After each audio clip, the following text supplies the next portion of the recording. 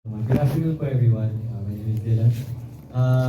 Yes po, first time ko po actually makaka-work si Zev. And actually lahat po ng cast. And I'm very happy, and especially kay Zev kasi nung nag-meet kami, nung nag-start kami sa photoshoot, gano'n, parang ang sayas ng pakiramdam ko kasi alam ko si Zev, very talented siya. Halatang-halata naman. Sobrang bait, sobrang charming. And I actually, seryoso. And I actually admire her for that. Actually, na-idolize ko nga siya eh. Wala nga alam yun about siya.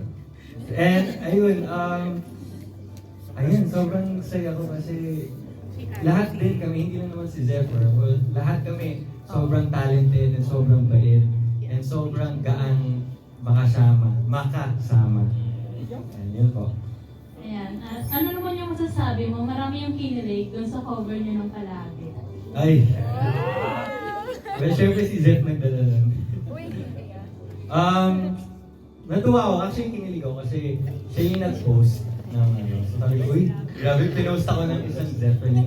So, sobrang saya. And, ano lang yan eh, parang, it wasn't planned at all, diba? Parang,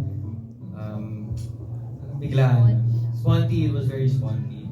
We were just singing along the stairway ng GMA. And, ayun, we just decided to play a song na we both know. And ayun, ang sayo kasi pinost siya sa social media and may mga kinilig and yun, nakaka-excite kasi may mga supporters din from her side and from my side, tapos nagsiship kami, mga ganun.